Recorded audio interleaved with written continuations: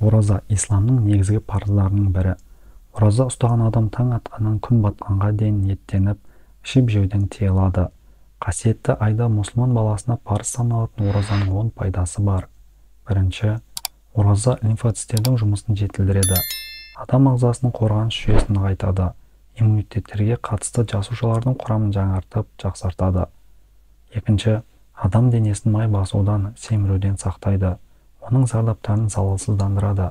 Бұған дұға, Құран, намаз оқып қана қол жеткізуге болады. Үшінші, оразада су ішуден тартыну ағзаның қуатын нығайтады. Оқып үйрену қабілетін жоғарылатады. Зердені жақсартып, естек сақтау қабілетін арттырады. Төртінші, әйелдердің бала көтеру қабілетін арттырады. Ер адамдардың бел күші бұрынғыдан да күшейеді. Бесінші, жамандықтан сақтайды. Ораза адам бойын тазартып, жаман қылықтардан сақтайды. Адам баласының бойында адамгершілік сезімдерін оятып, тура жолдан адаспауға, иманын күшейтуге көмектеседі. Алтыншы, ораза ырыс берекенің қадірін білдіреді.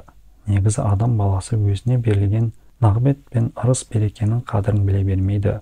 Әр түрлі тәтті тағамдарды күнделікті өмірде бейпіл жей берген соң, ауыздан дәмі кетіп, бал-бал болудан қалады. Ысырап қылып көп нәрсеге қызығып ала береді.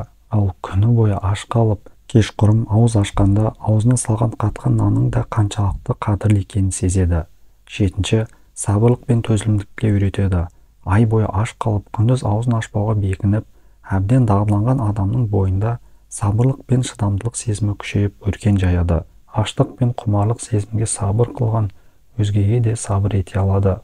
Сегізінші, ораза пенденің ағзасын артық және улы нәрселерден тазартып, жаңартып, асқазанына демалыс береді. Әбу Құрайра, оған Алла разы болсын, ардақты пайғамбарымыздың, оған Алланың саламаты мен сәлемі болсын, ораза ұстаңдар, сау боласыңдар деген хадисін жеткізген.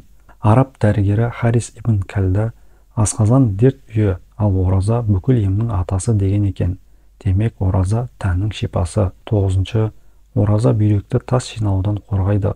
Себебі ол кальцийлену процесіне кедергі жасайды. Қандағы натрий құрамын көбейтеді. Мұның бәрі несеп жолында тас жинайтын тұздың бөлінуіне тосқауыл болады.